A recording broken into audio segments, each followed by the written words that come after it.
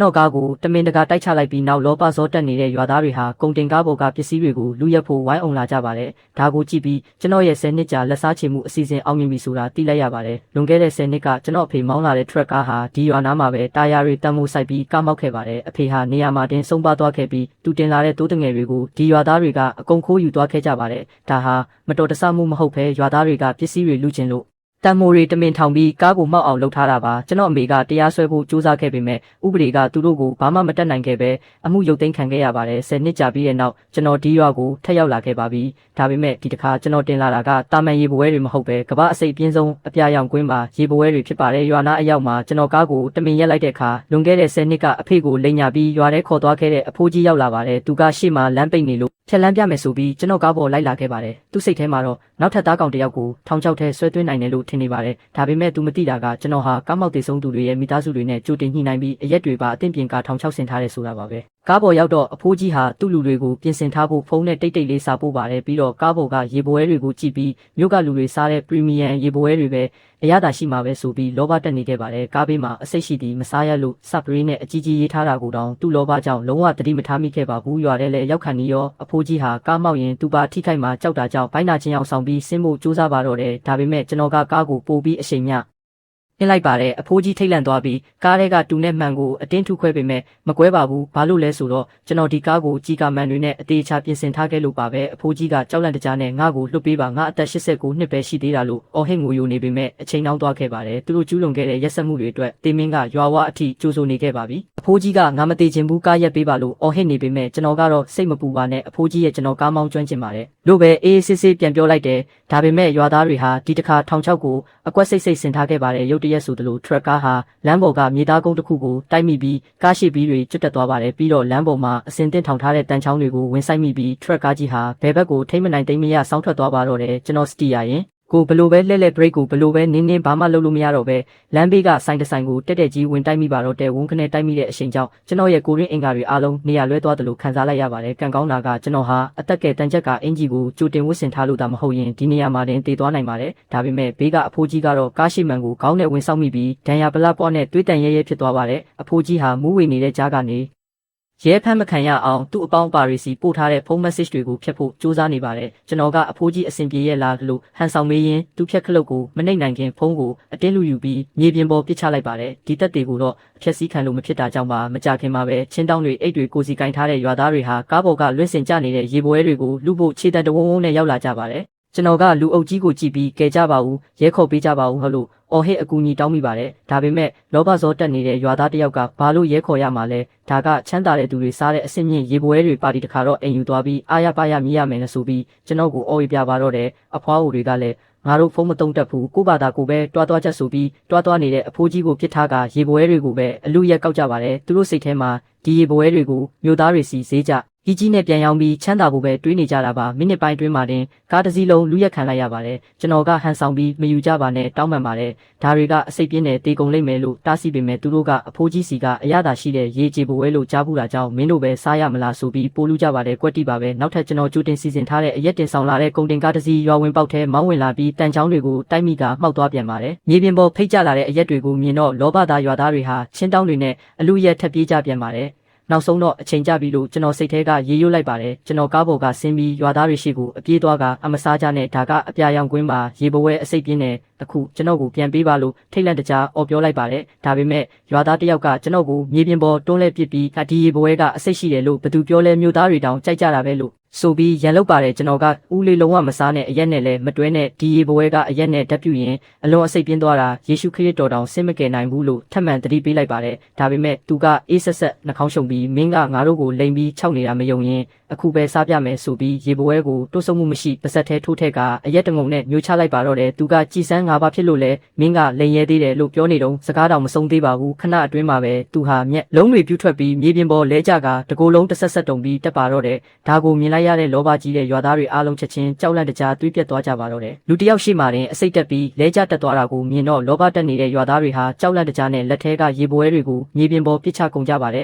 ဒါပေမဲ့နောက်တစ်စက္ကန့်မှာပဲလူအုပ်ထဲကနေရွာသားတစ်ယောက်ကပြေးထွက်လာပြီးလဲကျနေတဲ့သူ့ပါဆက်ထဲကိုဆေးပြားတစ်ပြားအတင်းထိုးထည့်ပေးလိုက်ပါတယ်တကယ်တော့သူဟာအမြဲတောက်ရမယ့်ယောဂအခန်းရှိလို့အိမ်ကထွက်လာတော့ကဆေးတောက်ဖို့မေ့သွားပြီးအတက်ယောဂထားတာဖြစ်ပါတယ်ဆေးလဲတောက်လိုက်ရောသူ့မျက်နှာကတဖြည်းဖြည်းပြန်ကောင်းလာပြီးမြေပြင်ကနေထရက်လိုက်ပါတယ်သူကဟာကြည်စမ်းဒီရေပွဲကအစိတ်ရှိတယ်လို့ဘသူပြောတာလဲအရန်ရတာရှိတယ်ငါပြောသားပဲအစိတ်မရှိပါဘူးလို့ဆိုပြီးအော်ဟစ်ကကျွန်တော်ကိုလှောင်ပြောင်ပါတော့တဲ့အန်ဆန်ဆိုတဲ့အမျိုးသမီးကြီးကလည်းဟုတ်ပါ၏ငါလည်းငါယောက်ျားအတွက်အရက်မြည်ဖို့အိမ်ယူသွားအောင်မယ်ဆိုပြီးရေပွဲတွေကိုကောက်ယူသွားကြပါတယ်ကျွန်တော်လည်းအစောပိုင်းကကားတိုက်မှုတန်ကြောင့်မျက်စိတွေပြာလာပြီးတတိလစ်သွားခဲ့ပါတော့တယ်ဒါပေမဲ့ကျွန်တော်ရဲ့တာဝန်ကတော့ပြီးဆုံးသွားပါပြီနောက်ဆက်တွဲဘာဆက်ဖြစ်မလဲဆိုတာကတော့ဂျွန်ပုံမှာပဲမူတည်ပါတော့တယ်ဂျွန်ဟာမိဘနှစ်ပါးစလုံးဆုံးရှုံးခဲ့ရပြီးသူ့ဦးလေးရဲ့ကျွေးမွေးဆောက်ရှောက်မှုနဲ့အသက်18နှစ်အထိကြီးပြင်းလာခဲ့ရသူပါဒါပေမဲ့လွန်ခဲ့တဲ့3နှစ်ကသူ့ဦးလေးဟာကုန်တင်ကားမောင်းရင်းဒီရွာသားတွေရဲ့ထောင်ချောက်ထဲရောက်ပြီးကားမောက်ခဲ့ပါတယ်ကုန်ပစ္စည်းတွေအားလုံးလူရက်ခံခဲ့ရယုံတင်မကပဲသူ့ဦးလေးဟာအဲ့ရထဲမှာလှုပ်ရှားလို့မရတော့ပဲဘဝပြတ်ခဲ့ရပါတယ်ဂျွန်ဟာကလဲစားချေဖို့အတွက်ဒီလူဆိုးရွာသားတွေကြားထဲမှာဒုတိယရွာမှုဖြစ်နှစ်တိုင်အချိန်ယူပြီးအယုံသွင်းနေထိုင်ခဲ့ပါတယ်သူဟာရွာထဲကလမ်းတွေကိုအကုန်ပြုပြင်ပြီးလမ်းမီတိုင်တိုင်းမှာစောင့်ကြည့်ကင်မရာတွေတိတ်တိတ်လေးတက်ဆင်ကရွာသားတွေရဲ့ရာဇဝတ်မှုတက်သေးတွေကိုစုဆောင်းခဲ့တာပါအခုလဲဂျွန်ဟာမော်နီတာမျက်နှာပြင်ပေါ်ကနေရွာသားတွေရဲ့လောဘဇောတက်နေတဲ့မျက်နှာတွေကိုအတန်ဖန်းဆက်နဲ့အတူအသေးချာမှတ်တမ်းတင်နေခဲ့ပါတယ်တကယ်တော့ဂျွန်ဟာပြီးခဲ့တဲ့တစ်နှစ်ကျော်လုံးရွာသားတွေကိုဥပဒေလိုက်နာဖို့လူရက်တာတွေရက်တံဖို့နဲ့လူထားတဲ့ပစ္စည်းတွေကိုပိုင်ရှင်ထံပြန်ပေးဖို့အတန်ချက်ဆက်နဲ့ပုံမှန်သတိပေးချက်တွေထုတ်ပြန်ခဲ့ပါသေးတယ်ဒါပေမဲ့လောဘမျက်စိကန်းနေတဲ့ရွာသားတွေကတော့ဘယ်တော့မှနားမထောင်ခဲ့ကြပါဘူးတစ်ဖက်မှာတော့ရွာသားအန်ဆန်ဟာရေပွဲတွေအပြည့်ပါတယ်ချင်းတောင်းကိုကင်ပြီးအိမ်ပြန်ရောက်လာပါတယ်သူမကအဖိုးကြီးတကားဖွင့်ဦးလို့အော်ပြောပေမဲ့အထဲကတိတ်ဆိတ်နေပါတယ်ဒီလူကြီးဘဲကိုတည်သွားတာလဲလောင်ကစားသွားလုပ်ပြန်ပြီးလားလို့ချိန်ဆရင်သူမဘာသာတကားကိုတွန်းဖွင့်ပြီးရေပွဲတွေကိုရေကန်နဲ့ပစ်ထည့်လိုက်ပါတယ်သူမကဒီဈေးကြီးတဲ့ပစ္စည်းတွေကိုတဝက်စားတဝက်ရောက်ရင်ငါတို့ဘီလာအိမ်လေးတစ်လုံးတောင်စောက်လို့ရပြီလို့တွေးပြီးပြောနေပါတယ်ဒီလိုဝေးလံခေါင်တီးတဲ့ရွာမှာပင်လယ်စာကအင်မတန်ရှားပါတာမဟုတ်လားအဲ့ဒီညမှာပဲအန်ဆန်ဟာရေပွဲနှစ်ကောင်ကိုချက်ပြုတ်ဖို့ပြင်ဆင်ပါတယ်ဒါပေမဲ့ရေပွဲတွေကိုတက်နေတော့သူမရဲ့လက်ညှိုးမှာညိုမဲပြီးတွေးထွက်သွားတဲ့ဒဏ်ရာလေးတစ်ခုရသွားခဲ့ပါတယ်အန်ဆန်ကဂယုမဆိုင်ဖဲဒီကောင်တွေအတော်ကျန်းတာပဲလို့ပြောရင်းလက်ချောင်းကိုပါစက်ထဲထည့်ပြီးတွေးဆုပ်လိုက်ပါတယ်ပြီးတော့ရေပွဲတွေကို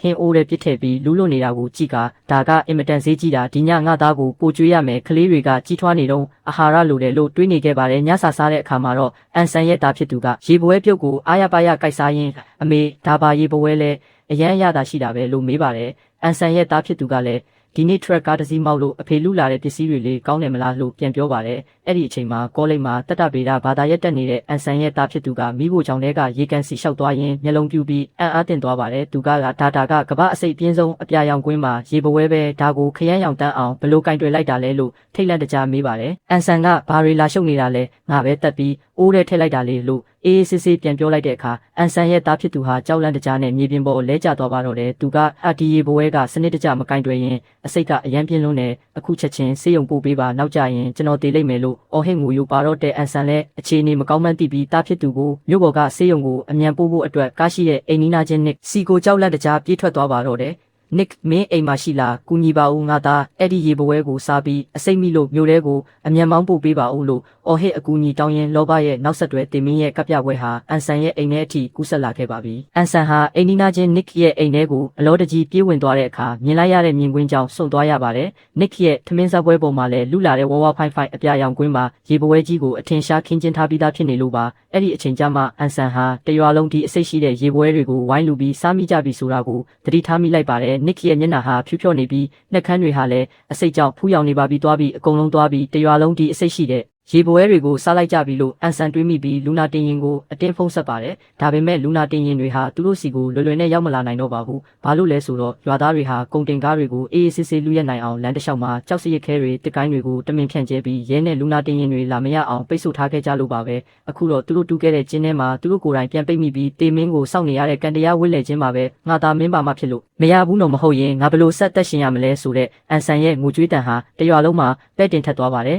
ဒါပေမဲ့အန်ဆန်တို့မိသားစုဟာအမြဲတမ်းဘယ်ရွာသားမှလည်းလာမကယ်ကြပါဘူး အဲ့ဒီညကတရွာလုံးမှာအန်ဖက်တွေအော်ဟစ်ညီးတွားတန်တွေနဲ့ငရဲခမ်းလိုစူညံနေခဲ့ပါတယ်ရဲကားနဲ့လူနာတင်ရင်10စီးကျော်ရွာထဲကိုခက်ခက်ခဲခဲရောက်လာပြီးကျွန်တော်ပြန်နိုးလာတဲ့အချိန်မှာတော့မနက်ခင်းကိုရောက်နေပါပြီဆရာဝန်ကကျွန်တော်ကိုဒဏ်ရာနှဲငယ်ပဲရတယ်လို့ပြောပေမဲ့ဘေးကအဖိုးကြီးကတော့ကန်ဆိုးသွားခဲ့ပါပြီသူဟာအတွင်းကလီစာတွေပျက်စီးကခြေထောက်နှစ်ဖက်စလုံးကျင်းမွားသွားတဲ့အပြင်ဆေးရုံကိုအချိန်မီမရောက်နိုင်ခဲ့လို့လမ်းမှာတင်တိတ်ဆုံးသွားခဲ့ပါတယ်ဒါကိုကြားလိုက်ရတဲ့အချိန်မှာကျွန်တော်စိတ်ထဲကနေအာရပါရရေးမိလိုက်ပါတယ်တခြားရွာသားတွေရဲ့အခြေအနေကတော့ပိုဆိုးပါတယ်ရေပွဲစားမိတဲ့သူတွေဟာအာယုံခြောက်ချပြီးတကိုယ်လုံးတဆက်ဆက်တုံကတက်ကုန်ကြပါတယ်ပြင်းထန်တဲ့လူနာတွေဟာကိုရင်းအင်္ဂါစိတ်ပိုင်းတွေပျက်စီးပြီးအရေးပေါ်ခန်းထဲရောက်ကုန်ကြတယ်လို့တချို့လဲနေရာမှာတင်တိတ်ဆုံးသွားခဲ့ပါတယ်ဆရာဝန်ကြီးကတော့ဒါဟာသူ့တက်တန်းတစ်လျှောက်မြင်မှုသမျှအပြင်းထန်ဆုံးအစာစိတ်သိမှုပဲလို့မှတ်ချက်ချပါတယ်ဒီအမှုဟာနိုင်ငံလုံးဆိုင်ရာအဆင့်အထိကြီးကျယ်သွားပြီးဌာနဆောင်ကစုံစမ်းစစ်ဆေးရေးအဖွဲ့တွေသတင်းထောက်တွေဟာရွာထဲကိုအလူရက်ရောက်လာကြပါတယ်ရွာသူကြီးဟာတပ်တွေတွေကိုဖျက်ဆီးဖို့နဲ့သတင်းထောက်တွေကိုဘယ်လိုဖြေရှင်းရမလဲဆိုပြီးခေါင်းမီတောက်မတက်စဉ်းစားပေမဲ့အစီအစဉ်မထုတ်နိုင်ခဲ့ပါဘူးအဲ့ဒီအချိန်မှာပဲရွာထဲမှာရုတ်တရက်မီးအကြီးအကျယ်လောင်ကျွမ်းပါတော့တဲ့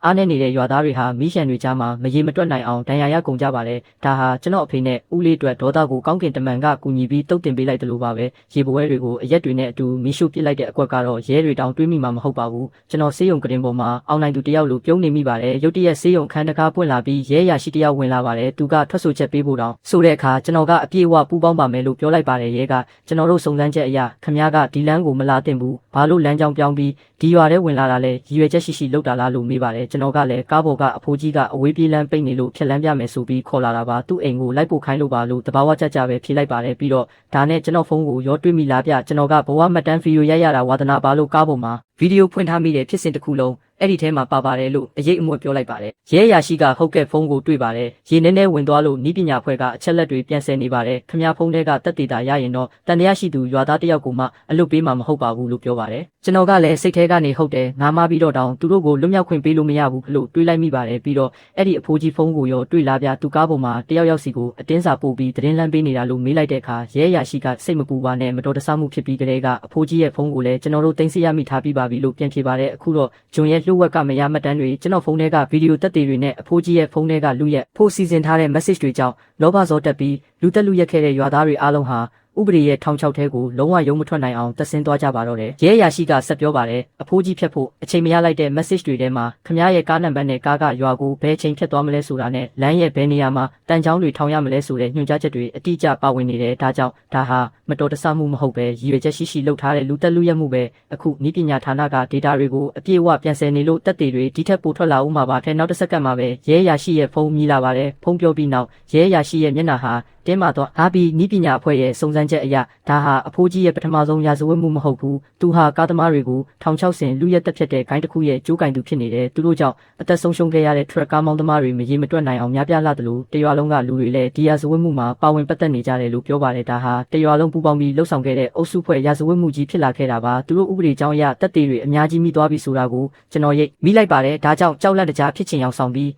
ဒါဆိုအဖိုးကြီးတည်ဆုံမှုအတွက်ကျွန်တော်တာဝန်ယူရမှာလားလို့မေးလိုက်ပါတယ်ရဲကအဖိုးကြီးကရင်တိုင်းမှုရဲ့ကြိုးကင်သူဖြစ်တာကြောင့်မင်းမှာအပြစ်မရှိပါဘူးရည်ရွယ်ချက်ရှိရှိလူတက်မှုနဲ့တောင်သူ့ကိုတေလုံပြီးမှတရားစွဲတင်တာဒါပေမဲ့အခုရွာသားတော်တော်များများရေပွဲအစိမ့်မိတဲ့ကိစ္စမှာတော့မင်းကတည်ယူပို့ဆောင်သူဖြစ်နေလို့ကြီးကြပ်မှုအားနည်းမှုနဲ့ရော်ချင်းငွေတောင်းခံရနိုင်တယ်လို့ဆိုပါတယ်ကျွန်တော်ကလည်းကျွန်တော်မယူကြဖို့အကြိမ်ပေါင်းများစွာတတိပေးခဲ့ပေမဲ့သူတို့ကအတင်းလူသွားကြတာပါကျွန်တော်ကန်ဆိုးမှုပဲဝေးလံခေါင်တည်တဲ့နေရာကလူတွေကစင်ကျင်တုံတရားကင်းမဲ့တက်ကြတယ်ဆိုတာလုံးဝမှန်တာပဲလို့တက်ပြင်းချရင်ပြောလိုက်ပါတယ်ရဲအရာရှိကမင်းတတိလည်းမသွားခင်သူတို့ကိုရက်တန့်ဖို့အတင်းကြိုးစားခဲ့တာကိုတော့ကျွန်တော်တို့သိပါတယ်ကင်မရာမှတ်တမ်းတွေမှာအတန်မပါပေမဲ့ရွာသားတွေရေပွဲတွေကိုဝိုင်းလူတာခမည်းဖုံးကိုလွှင့်ပစ်ပြီးရဲခေါ်မရအောင်တားဆီးတာတွေကိုအထင်ရှားမြင်ရပါတယ်လို့နှစ်သိမ့်ပါတယ်ရဲအရာရှိထွက်သွားပြီးနောက်ကျွန်တော်အနားယူဖို့ပြင်နေတော့မှပဲကျွန်တော်နိုးနေပြီဆိုတာသိသွားတဲ့ရွာသားအချို့ဟာဆေးရုံခန်းထဲကိုအတင်းပြေးဝင်လာပြီးတကားကိုဒုံတိုင်းထုရိုက်ပါတော့တဲ့ပြင်ပကနေဖွာကြီးအန်ဆန်တို့လိုရွာသားတွေရဲ့အော်ဟစ်ကျိန်ဆဲတန်တွေထွက်လာပါတယ်လူသက်သမား9ယောက်ကြားတည်ဆုံမှုအတွက်မင်းပေးဆက်ရမယ်ငါသားကမင်းကားထဲကရေပွဲကိုစားလို့အခုကိုရင်းအင်္ဂါတွေပျက်စီးကုန်ပြီးမင်းငါသားကို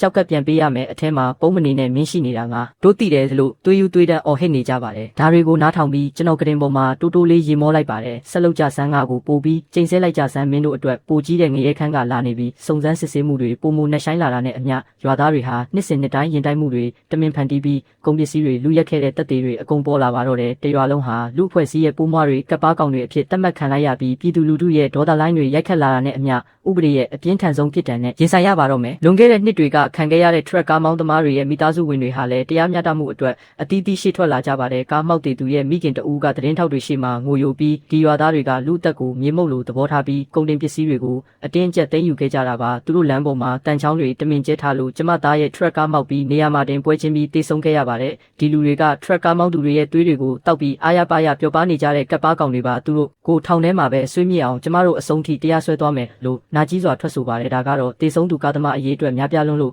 တရွာလုံးကိုတရားဝင်အမှုဖွင့်တရားစွဲဆိုလိုက်တဲ့သတင်းပဲဖြစ်ပါတယ်အမှုဖွင့်ခံရပြီးတာနဲ့လောဘဇောတက်ခဲ့တဲ့ရွာသားအများအပြားဟာထိတ်လန့်တကြားနဲ့ရွာကနေထွက်ပြေးဖို့ကြိုးစားခဲ့ကြပေမဲ့ဥပဒေရဲ့လက်ကနေလွတ်မြောက်နိုင်ခြင်းမရှိဘဲအားလုံးကိုရဲတွေကအချုပ်ထဲကိုတန်းစီဖမ်းဆီးခေါ်ဆောင်သွားခဲ့ပါတော့တယ်ဖြစ်ရဖြစ်ပွားပြီး10ရက်အကြာမှာတော့ရွာသားတယောက်ကလွဲလို့ကြံတဲ့သူတွေအကုန်ဖမ်းဆီးခြင်းခံလိုက်ရပါတယ်အဲ့ဒီလွတ်မြောက်နေသူကတော့ဒုတိယရွာမှုဂျုံပဲဖြစ်ပါတယ်သူဟာအပြင်လူတစ်ယောက်ဖြစ်ပြီးဒီလူရဲမှုတွေမှာဘယ်တော့မှမပါဝင်ခဲ့တဲ့အပြင်ရွာသားတွေရဲ့ရာဇဝတ်မှုတွေကိုကင်မရာတွေကနေတက်တည်မှတ်တမ်းတင်ပေးခဲ့တဲ့သတင်းပေးသူလိုသတင်းတွေထွက်ပေါ်နေခဲ့တဲ့စေယုံကရင်ပေါ်မှာဒီသတင်းကိုဖတ်ရင်းကျွန်တော်မျက်နှာပေါ်မှာအောင်နိုင်သူရဲ့အပြုံးတစ်ခုပြန့်နှံ့သွားခဲ့ပါတယ်ဒါပေမဲ့စိုးရိမ်စိတ်တွေလုံးဝကင်းစင်သွားတဲ့အချိန်မှာပဲရဲတွေကကျွန်တော်ကိုထပ်မံဖမ်းဆီးပြီးရဲစခန်းကစစ်ဆေးရေးခန်းထဲကိုခေါ်သွားခဲ့တဲ့စစ်ဆေးရေးမှူးကတေဆုံးသူကားသမားမိသားစုတွေနဲ့ကျွန်တော်ကြိုတင်တွေ့ဆုံခဲ့တဲ့တဲလွန်စကိုပြပြီးဒီအမှုကိုခမည်းကပူးပေါင်းစီစဉ်ထားတဲ့တန်တရားရှိတဲ့အမှန်တိုင်းဖြေပါဂျုံကိုခမည်းတိလာလို့စတင်စစ်မေးပါတယ်ကျွန်တော်ကလည်းတီတီငိမ့်ငိမ့်နဲ့တိတာပေါ့ကျွန်တော်ကတခြားနစ်နာသူကားသမားမိသားစုဝင်တယောက်နဲ့တငယ်ချင်းတွေလေးအတူတူသွားတော့ကမစ္စတာဂျွန်လည်းအဲ့ဒီမှာရှိနေတာလို့ဖြေလိုက်ပါဒါပေမဲ့စစ်ဆေးရေးမှူးကစပွဲကိုရိုက်ပြီးမင်းလိန်နေတာငါတို့စုံစမ်းချက်အရလွန်ခဲ့တဲ့နှစ်အနည်းငယ်ကမင်းရဲ့အဖေလည်းဒီရွာမှာပဲကားမောက်ပြီးဆုံးခဲ့တာဒါကြောင့်ဒီကားတိုင်းမှုဟာမတော်တဆမှုမဟုတ်ပဲမင်းတို့ကြိုတင်ကြံစီထားတဲ့လက်စားချေမှုပဲရေပွဲတွေနဲ့အရက်တွေကမင်းတို့ရဲ့လက်နက်တွေမဟုတ်လားလို့အကြက်ကင်ပါတော့တယ်သူကကျွန်တော်ကိုစိတ်တက်ပြအောင်စူးစမ်းနေတာပါကျွန်တော်ကတည်ငြိမ်စွာနဲ့ပဲဒါဟာခံမှန်းချက်တက်ပဲအရာရှိအများမှာတကယ်တက်တဲ့အထောက်ထားမရှိပဲဆွဆွဲရင်ကျွန်တော်အသေးဖြတ်မှုနဲ့ပြန်တရားစွဲနိုင်တယ်လို့တုံ့ပြန်လိုက်ပါတယ်ရဲ့အရာရှိကငါမှာတက်တဲ့မရှိဘူးလို့မင်းဘယ်လိုသိလဲလို့မေးပါတယ်ကျွန်တော်ကတော့စိတ်ထဲကနေခမည်းမှာတကယ်တက်တဲ့ရှိရင်ငါ့ကိုဒီမှာအေးဆေးထိုင်ခိုင်းထားမှာမဟုတ်ဘူးတို့ရဲမိပါတယ်တကယ်တော့ဒီကစားကွက်မှာဟာကွက်မရှိစေဘူးကျွန်တော်ကောင်းထဲမှာချိန်ပေါင်းများစွာလေ့ကျင့်ပြင်ဆင်ခဲ့ပြီးသားပါအခုချိန်မှာတက်တဲ့အားလုံးကကျွန်တော်ဘက်မှာရှိနေပါတယ်အဖိုးကြီးကိုယ်တိုင်1600လူကားမောက်တာဖြစ်ပြီးကားမှန်တွေကိုကြီးကားမှန်လဲတာနဲ့ကျွန်တော်တန်ချက်ကအင်ဂျီဝတ်ထားတာကလည်းကိုလုံကြုံရဲ့အတွက်ပဲလေရွာမှာလွန်ခဲ့တဲ့6လကကင်မရာတွေတက်ဆင်ခဲ့တာကလည်းဒုတိယရွာမှုရဲ့အလုပ်ပဲမဟုတ်လားကျွန်တော်ကနာကျင်စရာတိတ်တွေကိုပြန်တွေးပြီးခမည်းတကယ်တက်တဲ့တွေ့ရင်ကျွန်တော်ထောင်ချခံပါမယ်ဒါပေမဲ့ကျွန်တော်သိတာကအဖေဆုံးပြီးကလေးကအမေဟာနေတိုင်းကိုခဲရတယ်လို့ကျွန်တော်လည်းညတိုင်းအိမ်မက်ဆိုးတွေမက်ပြီးစိတ်တက်ကြခဲ့ရတာပဲတခုအဲ့ဒီဖြစ်ရပြီးမှအိမ်မက်ဆိုးတွေရက်သွားပြီးတာယာစွာအိပ်ပျော်နိုင်တော့တယ်ရဲရာရှိကရာဇဝတ်သားတွေကိုစစ်ဆေးတာတရားသူကြီးအလုပ်မင်းလုံးမဟုတ်ဘူးမင်းလုပ်ခဲ့တာတွေအတွက်ပေးဆက်ရမယ်လို့ဆိုတဲ့အခါကျွန်တော်ရဲ့ဒေါသတွေပောက်ကွဲထွက်လာပြီးဒါဆိုအဲ့ဒီလူသက်သမားတွေနှစ်ပေါင်းများစွာဘာလို့ဥပဒေပြင်ပမှာလွတ်မြောက်နေတာလဲအရာရှိခမည်းအဲ့ဒီလူတွေရဲ့ရုပ်မာတဲ့မျက်နှာတွေကိုမြင်ဘူးလားနှလုံးသားကိုစုပ်ဖြဲပြစ်မတက်အော်ဟစ်တန်တွေကိုကြားဘူးလားအဖေဖြစ်သူတေဆုံးနေတာကိုကြည့်ပြီးဘာမှမတက်နိုင်တဲ့အကူအညီမဲ့မှုကိုခမည်းနားလည်လားအခုသူတို့ဝစ်လဲသွားပြီးအဲ့ဒီအတွက်ကောင်းကင်ဘုံကိုကျွန်တော်ကျေးဇူးတင်တယ်လို့အန်ဂျိတ်ပြီးအော်ဟစ်လိုက်ပါတယ်ရဲအရာရှိဟာမျက်မှောင်ကျုပ်ကောင်းကိုခါရမ်းပြီးဘာမှဆက်မပြောတော့ပဲစစ်ဆေးရေးအခန်းထဲကနေလှည့်ထွက်သွားပါတော့တယ်ကျွန်တော်နှစ်ပေါင်းများစွာစိတ်ကိုလေ့ကျင့်ခဲ့ပေမဲ့တကယ်တမ်းစစ်ဆေးခံရချိန်မှာတော့နာကြီးမှုတွေကြောင့်ကိုဖော်ထုတ်မိတော့မလို့ဖြစ်ခဲ့ရပါတယ်နှစ်လအကြာမှာတော့ဒီကြီးကျယ်တဲ့အမှုကြီးဟာနောက်ဆုံးမှာပြီးဆုံးသွားခဲ့ပြီးတရားရုံးကအပိသက်စီရင်ချက်ကိုကြေညာလိုက်ပါတယ်စုံစမ်းစစ်ဆေးမှုတွေအရရွာသားတွေအစိမ့်မိတဲ့ဖြစ်ရက်ဟာတရက်ခန့်ဖြစ်ဆွဆွဲခံရတဲ့ဂျွန်နဲ့ကျွန်တော်မှာတိုက်ရိုက်တာဝန်မရှိကြောင်းအတည်ပြုခဲ့ပါတယ်အယူခံရုံးတစစ်ဆေးမှုမှာနစ်နာခဲ့ရတဲ့ truck ကားမောင်းသမား19ယောက်ကတရားရုံးမှာရှေ့ထွက်သက်သေပြခဲ့ကြပါတယ်သူတို့ရဲ့ကင်မရာဗီဒီယိုမှတ်တမ်းတွေနဲ့ကုန်တင်ကားတွေပျောက်ဆုံးမှုမှတ်တမ်းတွေအရရွာသားတွေဟာလမ်းပေါ်မှာစူးတွေတန်ချောင်းတွေတမင်ချပြီး1600တူးကလူရက်ခဲ့ကြတာကိုအတိအကျသက်သေပြနိုင်ခဲ့ပါတယ်ဒါကြောင့်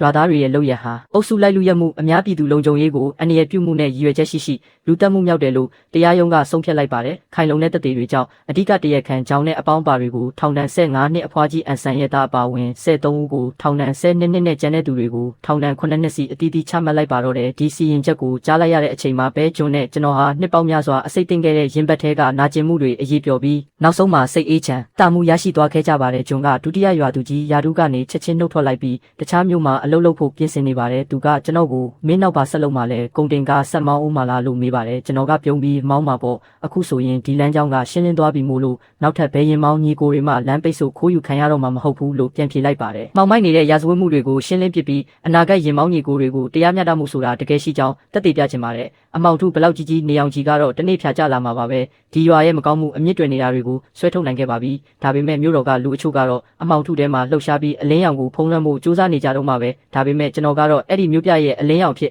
မှောင်မိုက်တဲ့ထောင်တိုင်းကိုလင်းထိန်သွားစေဖို့ဆက်လက်ချီတက်နေဦးမှာအားပဲဖြစ်ပါတယ်